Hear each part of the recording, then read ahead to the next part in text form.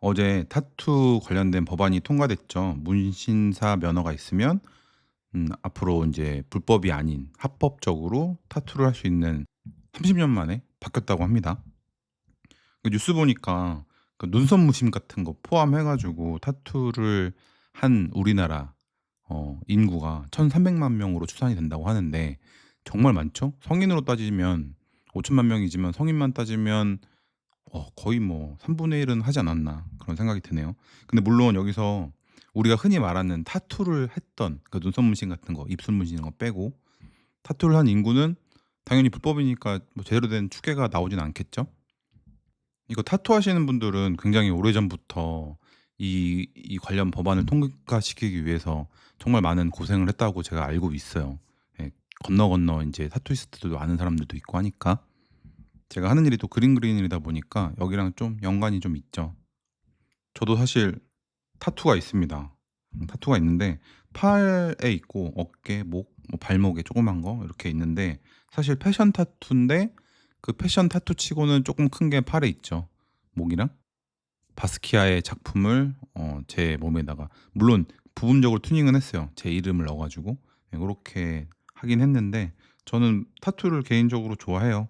그 30 살인가 그때 처음 타투를 했는데 제가 탄생한 탄생 연월 예 요렇게 했었는데 그 이후에는 사실 워낙 주변에 나중에 "나이 들어서 후회한다." 뭐 "살이 늘어져서." 뭐 이런 얘기도 워낙 많았어 가지고 후회할까 봐 그 이후로 하진 않았는데 딱 40이 될 때 40 살이 됐을 때 '이제는 뭐 좀 해도 되겠다.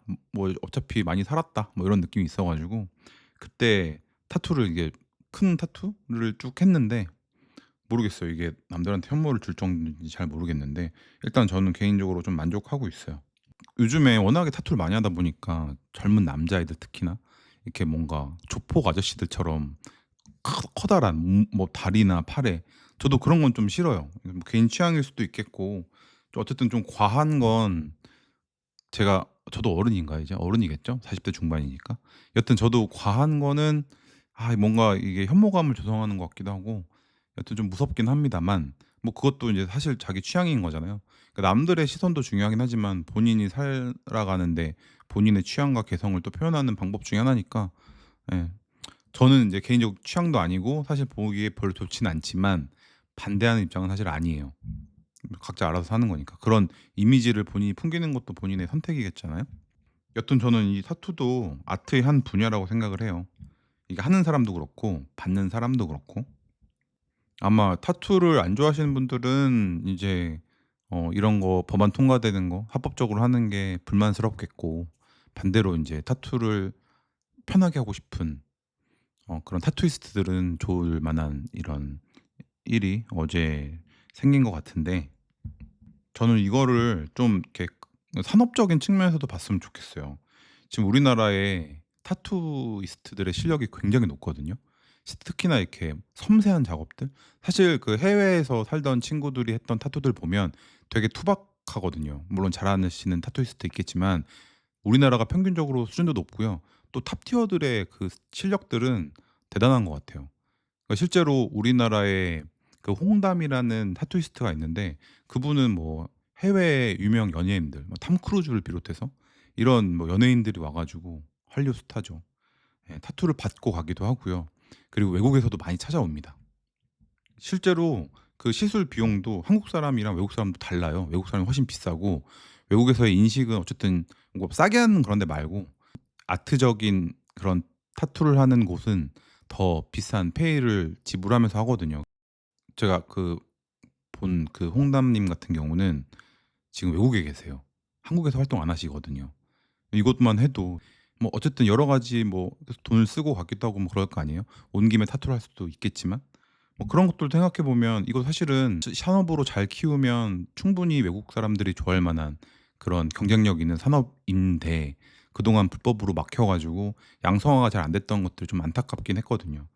게다가 아까 말했던 홍담님 같은 경우는 우리나라 그때 제가 잘 기억이 안 나요. 스포츠 브랜드였는데 어쨌든 유명한 스포츠 브랜드랑 그 데상트였던 것 같기도 하고 아무튼 그 콜라보를 해 가지고 그렇게 아트 작업을 했었거든요. 그만큼 인제 기업하고도 콜라보할 수 있는 그런 되게 좋은 산업 분야인데 이게 불법으로 가로막혔던 것들은 상업적인 측면에서도 좋았던 부분은 아닌 것 같아요.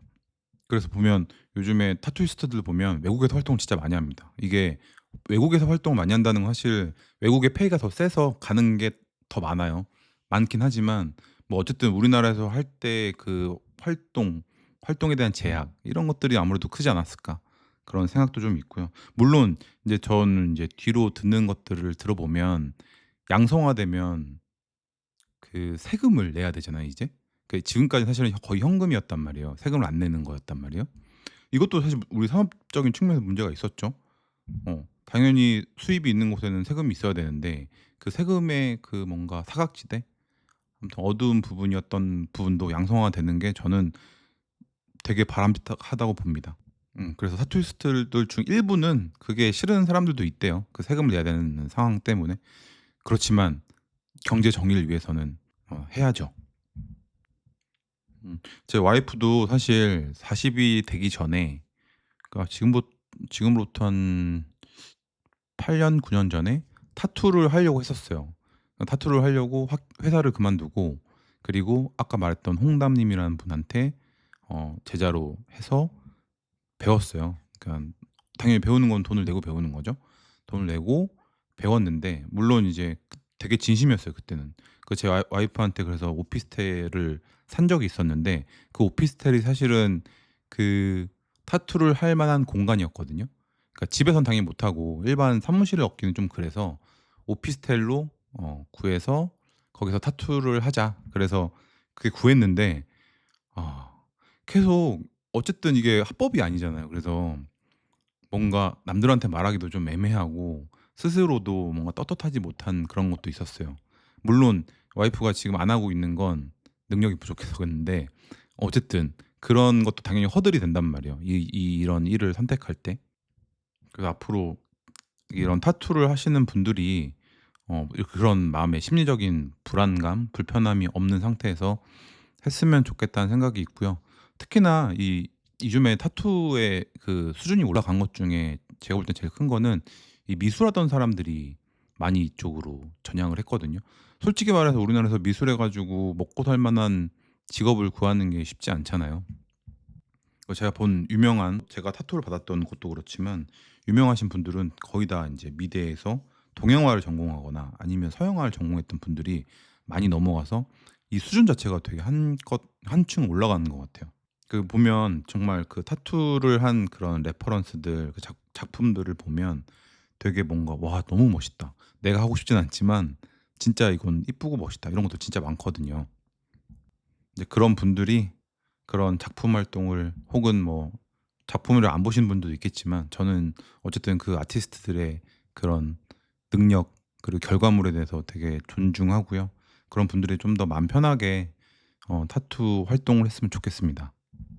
저도 제가 바스키아를 좋아하는 것처럼 나중에 제 그림도 되게 유명해져서 이 타투의 도안으로 그렇게 사용되면 그런 날이 왔으면 좋겠다는 생각을 하면서 오늘의 영상 여기까지 하겠습니다. 감사합니다.